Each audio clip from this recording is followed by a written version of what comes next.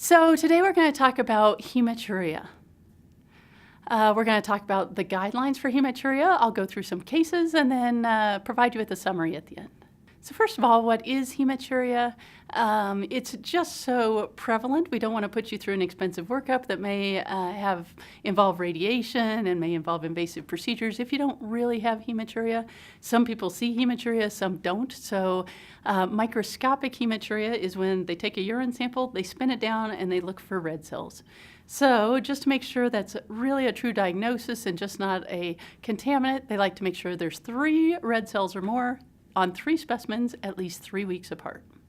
So there have been some guidelines that have looked at, should we just screen everybody in the population to see if they have blood in their urine?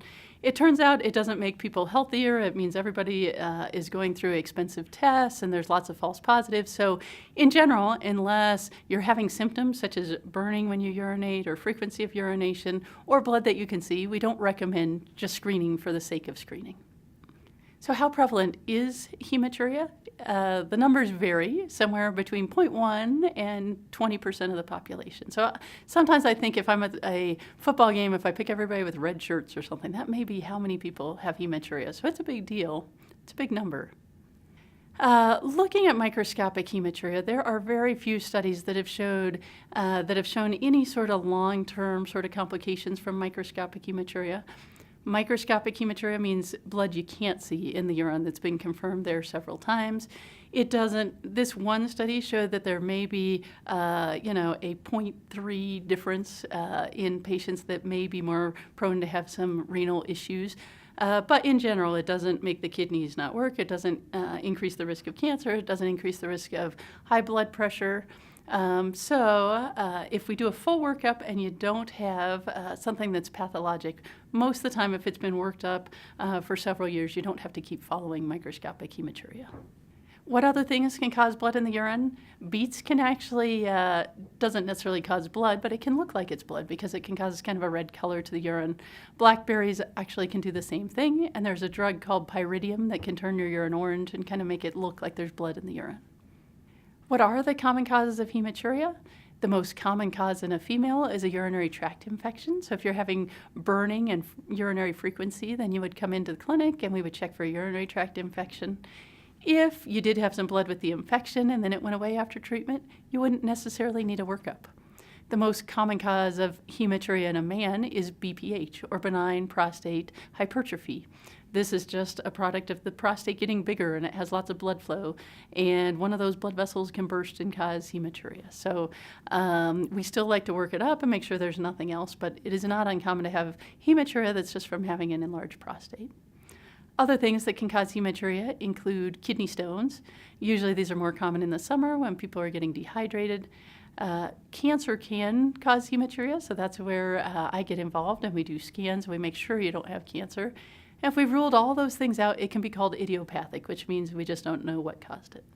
What are the other rarer causes of hematuria? These include radiation cystitis, malformations from having biopsies in the kidneys. Sometimes there can be renal disease where there's glomerular nephritis, so the kidney's not working that well, and that can cause those red cells to get through the filter. Trauma, where you've been snowboarding and landed on the kidneys, that can cause blood in the urine. Some people that run in marathons and that sort of thing, they can actually get a little bit of microtrauma that can cause some blood in the urine. In these situations, it's good to make sure that we're not missing a cancer or something that's pathologic, but that can be a cause for benign hematuria. Patients that are on anticoagulants don't necessarily get hematuria, but they're more prone to, if they have a few red cells, to continue their hematuria or have it noticed. It can run in families, so benign essential hematuria is what we call it if we've done a full workup and we haven't been able to find any cause for the hematuria. The odds of finding something wrong when you do have blood in the urine, it's kind of interesting. It's almost inversely related. If you see blood in the urine, the chance is as high as 90% that there is something going on, whether it's a kidney stone, a urinary tract infection, or an enlarged prostate. If it's only microscopic, 10% of the time or less do we find some pathology. And again, more than 40% of the time we don't find a specific cause for that benign essential hematuria. So how do we work up hematuria? We ask patients about what sort of symptoms they're having. Does it burn? Could it be an infection? If you have respiratory issues, then that also could be a sign of a glomerular nephritis sort of process. If a patient's menstruating, it's hard to tell if that's blood in the urine or blood that's a contaminant. And so just questioning can be helpful in that way, and kind of timing several times can help figure out if this is blood in the urine or not. We also like to get a medical history, so knowing if a patient has a history of stones or has had radiation or has a history of bleeding disorders, that can be helpful too. Medications, pyridium can turn the urine orange, and then analgesic abuse can cause some of the kidney papilla to necrose and cause a little bit of blood in the urine as well. We like to also get your social history to make sure we have an idea. If you're a heavy smoker, you might be more prone to get bladder cancer, maybe also kidney cancer. We also like to figure out if you're a runner and if you've had exposure to dyes or chemicals. A physical exam is not that much different than a physical exam for any other complaint. We do know the older you get, the more likely this might be cancer. We do know if you have swelling of your ankles or high blood pressure, this might be more likely to indicate renal disease. If you do have burning or pain when you urinate, this might be more likely to be an infection. And if you're a guy that has a very large prostate, the cause of the bleeding might be due to your prostate. So how do we work this up on laboratory evaluation? We start with looking at the urine to see how much blood there is. We check a urine culture. We check and see how the kidneys are doing. We do look at the cytologies to see if any of the cells that are in the urine look like they might be atypical, to give us a signal if there could be bladder cancer. And a blood count can give us an idea of how low the blood count is after a patient's been bleeding. The things to remember are for hematuria is to take a look inside the bladder, or at least do cytologies if a patient's under 35, and to also take a look at the kidneys by doing a CT IVP scan. So that'll look at the kidneys and the ureters. The other rule is to recheck the urine if a patient has been treated for a urinary tract infection. If the blood's gone away, then a patient doesn't necessarily need to have a full workup. And then the last part is the reasons to refer to nephrology. If the red cells look like they're atypical, like they've been crenated or squashed, if there's casts, like old cells that are disfigured, or if there's a lot of protein in the urine, those are reasons to send the patient to a nephrologist. So this is more information about the CT urogram or the CT IVP. It has 3 phases. The first phase is the non-contrast phase. This helps look for stones that can cause blood in the urine. Then there's that nephrogenic phase where the kidneys are getting that contrast so that we can see any tumors in the kidney. And then there's the excretion phase where urine is being pushed out through the ureter so we can tell if there might be some sort of filling defect of the ureters. The lower tract evaluation, so the upper tract is looking by scans. The lower tract, we start with cytologies just to get an idea of what's going on in the bladder. And then we often take a look in the bladder if the patient's over 35, just to make sure there's no cancer inside the bladder. The reason we still look, even though we're doing a CT scan, is because there can be a cancer that's flat, and we want to make sure that we don't miss that. So here's an algorithm proposed by the American Urologic Association, and it shows that patients should have an upper tract study and a lower tract study if they're over 35, and under 35 they should have that upper tract study and then cytologies at least. And these are some cases to kind of go through that algorithm. So this is a 42-year-old that came to see me postpartum. She had delivered twins, and she said she saw blood in her urine every time she urinated. How do we proceed?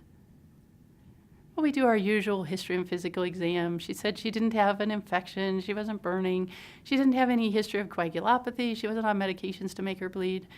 So what do we do now? We proceed to getting those lab tests. We look at her urine. She doesn't have a urinary tract infection. She does see blood in her urine, but her blood count's still fine. The bone marrow's been making up enough counts. Her kidney function is normal. So what should we do? We think about those guidelines, and she is young, but she's still 40, so at least look at those kidneys with the CT scan, make sure we're not missing anything there, and then look at the bladder with cystoscopy and cytology.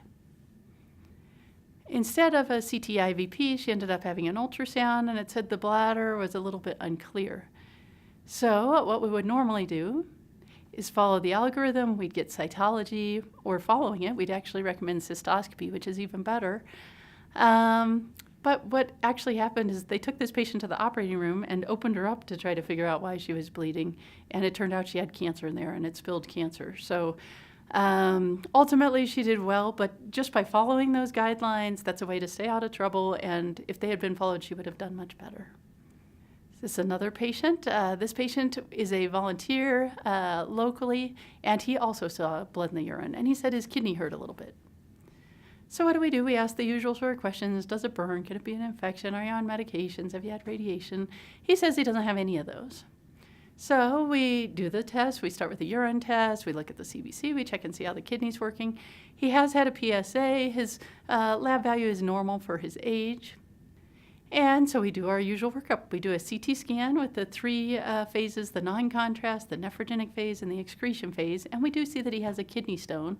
He also has the cytology, something to look at the lower tract. We'd still hope he gets cystoscopy, but they start with cytologies and they're atypical. So what do? We treat that stone. He gets SWOL. Is there anything else we should do? We follow those guidelines, and what we should do is recheck the urine. If a patient had a stone or had a urinary tract infection, recheck it and see if there's still blood in there. If it's gone away, then we're good. But if there's still blood, then he should have a workup, and that's what happened in this guy's case. If they had followed it and rechecked his urine, they would have found that he still had blood in his urine. And the reason he had blood in his urine is because he had bladder cancer. So they thought they had treated his stone that was causing the hematuria, and it turned out that he also had bladder cancer. And by not doing that cystoscopy and following up on that urinalysis to see if the blood had went away, they missed bladder cancer again. And here's the last case. This young lady is 23. She goes to the emergency room, and she just doesn't feel well. They check her urine, and there's microscopic hematuria. So what do? We do our usual history physical. We ask all about how she's feeling, what her meds are, kind of her social history. She says she doesn't think she's pregnant, but she's not sure, so we get a beta HCG.